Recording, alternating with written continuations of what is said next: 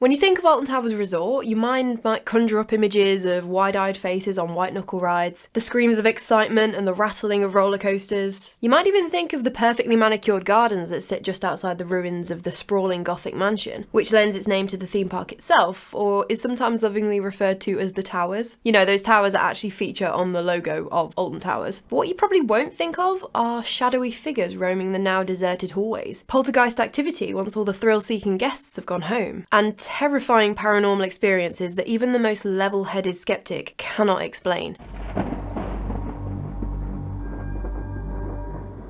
So if you take a trip to Alton Towers nowadays, you'll be in plenty of company with literally millions of visitors each year, and they're flocking to the 550-acre theme park for over 40 different rides and attractions, with the main draw being their roller coasters. Alton Towers kind of have a thing about building world-first roller coasters. Like Oblivion from 1998 was the world's first dive roller coaster, where you just sit at the top before falling down into a black hole, because that's super fun, I don't know. And 13, which has the world's first vertical free-fall drop in a roller coaster. So like you're on the track and then the track drops down the floor and then I think you end up going backwards. I can't really remember. That was the only roller coaster I actually went on there. They're not really my thing. But the point I'm trying to get at is that it's now very much a huge theme park resort place where you can stay for a few days in the hotel and ride roller coasters to your heart's content. And as you queue in for the third time on Nemesis or paying for overpriced deep fried carbs, you might not realise that the history of this place actually dates back thousands of years. Because in the 8th century, Ceolred, the king of Mercia, actually built a fortress on this site, which would potentially turn out to be a good move, or not, I suppose, but at least there was some fortification going on, because apparently King Iron of Wessex actually besieged this fortress in 716 AD, but it was a long and bloody battle, and there wasn't really a winner out of it, just a lot of death. Apparently, again, this bloodshed took place about where the Chinese water fountain is now, and these are big apparentlys, alright? But because so many soldiers lost their lives, this part of the valley became known as Slain Hollow. So there you go, not even 5 minutes in, and we've already got massive amounts of death on the grounds of Alton Towers. There was also a legend that said that King Ceolred and the fortress itself that he had built were actually cursed. And it was well known that Ceolred kind of descended into madness while he was king, and later on that year anyway, in 716, he would die in what was described as a crazed frenzy while he was attending a banquet. After Ceolred had died, the fortress passed hands through the centuries, being rebuilt as a Norman castle after the 1066 conquest. In 1412, the Earls of Shrewsbury, which were the Talbot family, took over the estate and it became their summer pad. And it stayed in the Talbot family all the way up to the 1920s. And so obviously when they'd first moved in, it was a castle that had been getting on a bit, a few hundred years old. But that problem would take care of itself as it was actually destroyed in the English Civil War in the 17th century and rebuilt as a hunting lodge. But then the 15th Earl of Shrewsbury, Charles Talbot, he was the one that took over the hunting lodge in 1801 and said, let's do this, but more. And I'm not talking about like a pokey little cabin in the woods here. These are still very important people of the time. They've obviously got to show off their wealth somehow, you know? And it was Charles who also started work on turning the farmland around the house into the formal garden that you can walk around today. But our Charles, he's got a little story attached to him, because it's said that Charles was actually cursed by a witch. And this legend actually used to be a family secret up until fairly recently, until they opened up the Hex ride, actually within the house, but we'll get on to all of that a little bit later. Because the story goes that it was a typical British autumn night in 1821, very cold, rainy, all of that. Charles was travelling back to the house after conducting some business in London. The carriage had just approached a clearing with an old oak tree in it, super close to home, literally less than a mile away, and at that point actually still part of the estate. And there was an old woman blocking the road so that the carriage couldn't get past. Charles got out, going to see what was going on, why she was in the middle of the road and seemed to have a death wish, you know, and the woman asked him for money. Charles was feeling pretty short-tempered, to say the least. He'd just been travelling back up from London, probably tired, hungry. It was still persisting it down around them, awful weather where you just kind of want to go home and put your feet up, I'm guessing. So it said that he flew into a fit of rage, told the woman, get out of the way or I'm going to run you over with my horses. Your choice. The old lady wasn't thrilled with how things had turned out, and she apparently screamed at Charles, putting a curse on him and his family. So now you've potentially got two curses going on here. Remember Ceolred's curse, and now the Talbots are allegedly cursed. The woman goes on saying that whenever a branch fell off the oak tree that they'd stopped next to, a member of Charles's family would die. He kind of laughed at her, like a bit like, alright lady, this is out of hand. I've got servants cooking up my dinner 10 minutes away. I'm leaving. and thought nothing of it. But the storm carried on all night, and at some point, one of those big branches fell. The next day, Charles received word that a member of his family had died from a mysterious illness. Starting to regret telling the old lady where to go now, I think. Charles immediately ordered his men to put chains around the remaining branches of the tree, and that is how it remains today. And Charles, he actually died in 1827, unsure if a rogue branch made its way out the chains or whatnot, but his nephew John Talbot, the 16th Earl of Shrewsbury, he voted to carry on with what his uncle had started with the house and gardens. So by the end of the renovations, the building had actually doubled in size into the gorgeous Gothic mansion that is still just about standing to this day, filled with the finest of everything, all of this ornately carved furniture, the heavy drapes, oil paintings, like you get it. In April 1860, the family actually decided to open up the gardens for the visiting public to come and have a look around. So this is like the first iteration of Alton Towers being this leisure destination, basically. It wasn't all rosy though, as in 1918, another Charles Talbot had to sell off part of the estate after a breakdown in his marriage. And then in 1924, the house and the rest of the estate was sold to a group of businessmen who officially formed Alton Towers Limited. And that was the end of the Talbots living at Alton Towers. But the house was pretty derelict by this point. Everything had been auctioned off in the 1924 sale, and the house itself had been completely stripped of anything remotely valuable. Because the problem was, maintenance work hadn't been kept up with, and it was a huge house that was so expensive to run that it hadn't really been looked after properly. During World War II, the War Office actually requisitioned the house to be used as a unit for training officers. But then by the 50s, it had been given back to the Alton Towers Limited Company, and the gardens had been reopened to the public. And so it was now that they started adding things to the estate. They had like a miniature railway, they added a boating lake, a little fairground, but it wasn't until a guy called John Broome got involved. He married the daughter of the majority shareholder of the Alton Towers Limited Company and then brought out his father-in-law. Like, just because it's run by a limited company, it's still very much a family affair kind of thing. And it was John Broome who really seemed to, I don't want to say take all the credit, because of course there were other people involved, but he absolutely spearheaded the whole putting Alton Towers on the path to becoming the theme park that it is today. In 1980, the first proper roller coaster, the Corkscrew, was installed, along with a pirate ship and the Alpine bobsled ride. And then in 1990, the Two Swords Group bought Alton Towers, you know, the group that ran all of the Madame Tussauds waxwork museums, which was then brought out by private investment firms over the years, but it's on a lease to Merlin Entertainments Group, and they're like a huge player in that leisure-y kind of industry, operating all the Legolands, Sea Life Centres, even things like Cadbury World and places like that. But for Alton Towers, it seems to have been a good move. The park continues to innovate and expand. They've just unveiled the newly done out Nemesis roller coaster. I think it's called like Nemesis Reborn now. But sitting in the middle of this bustling theme park with the screaming kids and the happy families is what is effectively a semi-ruin of the Alton Towers mansion. Part of the house is used for Hex, which is a ride that details the Talbot family curse and the chained oak. And I believe a couple of the scare mazes will take place in the house during Scarefest, their like Halloween event thing. But other than that, obviously no one lives in this once opulent manor house anymore. And I don't know, it just seems really sad that it's kind of just been left to ruin. Like, this was a stately home for an aristocratic family for so long. I'm sure there are lots of happy memories attached to the house by people who are long gone. It just seems like such a shame that it's just been left, basically. Like, literally everything auctioned off, the walls stripped back to bare brick, some windows are even missing, but it does add to the atmosphere, especially when you hear about some of the potentially paranormal things that have been reported both in and around the house. So a lot of weird goings on seem to centre around the ride Hex, and for that ride, the area where you queue up is actually in the house, in the room that used to be the armoury. And guests who are waiting for the ride have reported sometimes seeing children dressed in Victorian clothing playing, and some have apparently even been hit with small stones. And what makes this really interesting is that before Hex was there, that area of the house actually used to be used as the big main gift shop for the theme park. And so a lot of information about the more ghostly side of things actually comes from a blog post written by Will Broome, the son of John Broome, you know, the guy who helped make Alton Towers into the massive theme park that it is today. Because obviously him and his family would live on the estate, like their whole lives would be consumed by building and growing this business. And this blog post goes into so many weird stories that the family experienced over the years of living there. And he describes his family as very sane, very skeptical, level-headed, not one to immediately jump to, it must be a ghost. But there are a lot of encounters that they just can't seem to explain. So back when Will and his family were living at Alton Towers, I think we're talking about like the 70s and 80s kind of ish time. And so you've got the gift shop in the old armoury of the house where the Hex queuing bit is now. And apparently this gift shop was a hotspot for activity. It was said that there was a poltergeist in the gift shop, and staff members had even seen a full-bodied apparition of a woman. And it started as these things usually do, pretty small things. Will's grandma had priced up some ducks the night before, so obviously she was going along the row and the ducks would all be facing one direction. But when she came to open up the next morning, all of the ducks were facing the other way, which can be a bit unsettling when you know that they were facing the other way, but whatever. Could just be your brain doing weird things and you're remembering it wrong, and so you just move on. But apparently this would happen again and again until the activity ramped up again, as it usually does. A few weeks later, she went to open up the shop, as she always did, when all across the floor were those tiny little green toy soldiers, hundreds of them. But what was super weird was that they weren't all just like they'd been thrown over the floor and that was that. The soldiers holding guns were lying down, and the ones without weapons were all still standing up. Almost like maybe one or two of those child spirits had been playing with them overnight. Because remember, no one is living in the house itself. The gift shop is locked up overnight. No one from the family living on the estate are going to break into the shop and go to those sort of lengths to prank Granny, realistically, are they? Just very weird. But it gets weirder. They used to sell postage stamps at the gift shop to kind of upsell customers who bought the Alton Towers postcards. But the huge reels of postage stamps would keep going missing, which I guess could be easily explained away by some opportunistic visitor looking to save a few quid and nick the reel of stamps. But the only problem with that explanation is that the reels of stamps would always reappear a few weeks or even months later, and always covered in thick grey dust. But the one story that just absolutely terrifies me involves the jewellery that they used to sell in the gift shop, because it was pretty on market. They had like nice jewellery, watches and all of that in this gift shop, and so obviously it was always kept in one of those locked cases like made of security glass. Apparently the only key to this lock case would be around Will's grandma's neck. There was no other key, no other way to get into it. One morning there she was opening up the shop. Apparently the actual jewellery, like the watches and everything, were destroyed. Like the metal was twisted and ripped up. The force to do that is insane. And then add to the fact that this was behind a locked cabinet of toughened glass that no one had access to. That is absolutely terrifying. But this story is really infuriating because obviously it came from Will's blog post, but the original article on the original website was actually taken down, and I was accessing an archived version from like 2015. But the problem with an archived version is that it doesn't save the images that were attached to the blog post. And apparently there was an image of one of these watches that had been like all bent up and destroyed, because it even said in the blog post, oh, I know that's a bit of a reach, if you don't believe me, here's a photo of one of the watches, definitely not how we left it last night kind of thing. And obviously the photo hadn't pulled through, which was so annoying. But anyway, that was a story, and I don't really want to think too long about the force needed to rip a piece of metal like that. And it seemed like whatever it was that had no problem vandalising the gift shop stock may have had some personal connection to a staff member. One morning the catering manager arrived and saw that letters had been neatly cut out of some books that had been for sale, and these letters were arranged on the bookshelf spelling the name Dolly, which this woman's name was Dorothy Bond, so cool, but whatever. Where it gets really interesting is that Dorothy had actually used to be called Dolly a long time ago when she was a kid, during a not so happy time in her life. And as she'd grown up, she'd moved away, she thought she'd kind of left that name behind in her past. No one had called her Dolly in years. No one even knew the story. So that was a very weird encounter. So then for the name Dolly to appear in letters cut out of a book at the place of her work, maybe someone from her family reaching out with a message. But maybe if it was a not so nice time in her life, then it was a not so nice message, really. So those were about all the stories from that area of the house. Lots of reported activity over the years, continuing to this day. Now it's part of Hex, but it doesn't really get much quieter elsewhere in the house. One of the more common entities that's been seen in pretty much every location of the house is that of a woman. She's wearing a long black dress and will just be walking through the house. She's usually accompanied by the strong smell of perfume, and she looks just as solid as you or me. One time when a staff member witnessed her, as she was known to do just walking through the house, the staff member called out to her, kind of saying like, oh, you can't be here, we're closed now, you need to leave. To be fair to the entity, she did as she was told. She did leave by fading away right in front of the staff member's eyes. So she was pretty freaked out after that. Potentially this was also the entity that was captured on camera in 2016 by Sharon Kearns, because she was on a ghost hunt at Alton Towers and she was there snapping away when she took this photo, which she claims, and a lot of the group there agreed, seems to show part of an apparition of a woman. But let me know what you think of that one. The banqueting hall seems to be another particularly active spot too, with disembodied whispers and footsteps heard there, as well as the shadow of a large man seen in this room. The doors to the banqueting hall will apparently open and close on their own, and the room will fill with the smell of like stale cigar smoke and alcohol, which will dissipate as quickly as it appears. And I always wonder about that phenomenon where smells come and go.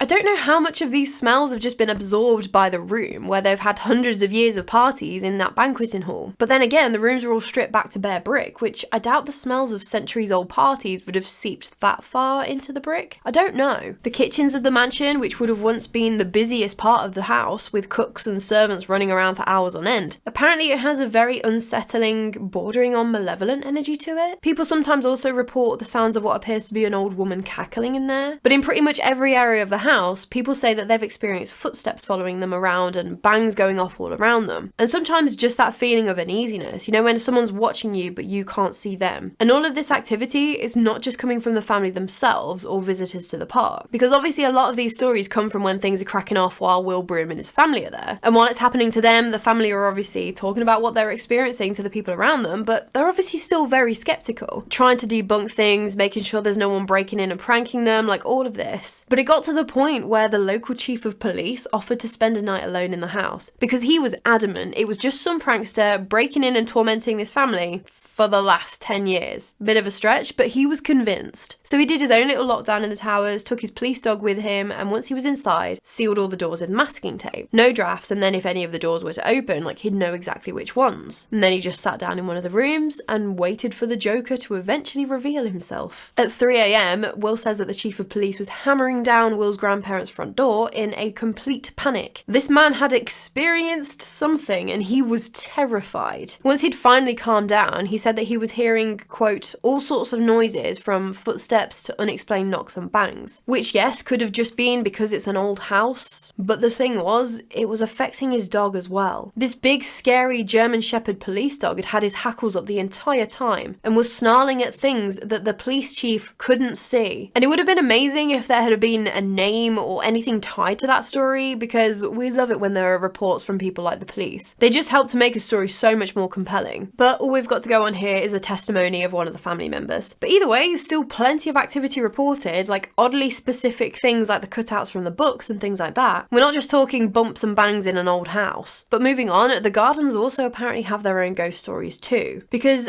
I couldn't find any news reports or any specific names or stories or anything like that. But apparently, again according to Will Broom, the gardens of Alton Towers have seen a few suicides, with one of them being, quote, a famous racing driver who chose the Chinese temple area because it was his favourite place on earth. I don't know, massive pinch of salt with all of this because I couldn't find anything other than that blog post. But it's just interesting, isn't it? A few interesting links. Because I might be wrong, but I think this is the same area where the battle in 716 took place. Could be wrong, but just wanted to mention it. It seems like the next entity that's been reported though may have had more to do with the battle rather than any suicide. Because it said that George Noakes, who was the former head gardener for Alton Towers, he would apparently come across a man dressed in medieval clothing in the gardens. George would kind of reach out and say like, hi, how you doing kind of thing. Like, this guy must be another member of staff paid to dress up in medieval clothing for the benefit of the visitors. Like, you didn't really imagine a visitor would come out to the theme park dressed like that, so it made sense that he was a colleague. But the medieval man would never respond to him. Didn't stop George from trying though, and every time he saw him he would say hi. It was only after a few years of George every now and then running into this guy in the gardens that he started to have his doubts about whether or not this guy was actually alive, because it was so weird. The guy would just disappear into thin air in front of George and he never seemed to age a day. So I'd say, yeah, pretty high possibility that your garden pal might be something potentially a bit more on the paranormal side. I did also, while I was doing the research for this one, come across a comment from a guy who claimed that his granddad worked in the pottery studio at Alton Towers, which used to be down in the gardens. And he mentioned that his granddad would often have objects falling off the shelves and that sometimes his dog would refuse to go into the pottery studio. Quite rightly, he pointed out that that wasn't really proof of anything. But in what seems to be another display of strength more than anything, one morning this guy opened up the pottery studio to find that all the big bags of clay, and like we're talking over 500 kilos of clay, had been moved and just all piled up in one corner. Similarly to the gift shop, this is a locked building, no one else has access, and that is a lot of clay to haul just to play a bit of a joke. I don't know, not impossible of course, but just seems unlikely why anyone living would go to that effort. And then elsewhere on the estate, further away from the house and gardens, there's more weird stuff apparently happening. But it's funny that it may or may not have a connection back to that gift shop area. So Will's Auntie Annie, she also works at Alton Towers and would help to do stock takes of the gift shop at the end of the day. One evening in October, it was already getting dark, and so you know, your imagination is already running the wildest, when the temperature just suddenly went icy cold in the gift shop. And then Annie started smelling that sweet, strong smelling perfume. And she was completely alone in there when all of a sudden she heard a huge bang immediately behind her. She turned to look and there was a book that had flown across the room and landed directly behind her. What was the title of that book? A Stranger is Watching by Mary Higgins Clark. You can imagine just how fast Auntie Annie ran out of that gift shop. Apparently when she got back to her car, she said that something compelled her to go back to the gift shop and take the book home with her. So for some reason that even she doesn't quite understand, she did just that. She didn't do anything with the book though, she just put it on her bookshelf and that was it. But looking back at what happened after that, Annie is convinced that that was the reason that weird, unexplained things started happening in her house too. Her daughter, so Will's cousin Emma, she started experiencing really bad night terrors. And this was a couple of years after the book had been brought into the house, so it could have entirely been a coincidence. But Emma would wake up in the night screaming, wouldn't go back to her room. So one night Annie decided that she was going to stay in Emma's room, see if she could get to the bottom of these night terrors. Annie said that at some point in the middle of the night, she woke up and the temperature had plummeted in the room, freezing cold. Something inside her made her keep her eyes shut as she just got that gut feeling that there was something in that room with her. And then yet again, there was that sweet, strong smelling perfume smell. She started to feel like something was kneeling on top of her, and apparently she could feel this hot, rancid smelling breath on her neck. Like 100%, this is definitely something in her room, on her bed with her. She just had to open her eyes and see what it was at this point, but there was nothing to see. As soon as she opened her eyes, the breathing on her neck stopped. But then what she saw next, don't forget, this is the middle of the night, it's dark, you're in your daughter's bedroom, completely alone, having this terrifying experience. She watched as 4 indentations appeared on the sheets right next to her, as if someone unseen was on all fours or some invisible 4-legged animal. But then the indentations looked like the feet were stamping up and down, over and over, the stamping getting faster and faster, the entity getting more and more frenzied, until Annie shouted, "In the name of Jesus, be gone!" And it stopped instantly. No one ever slept in that room again.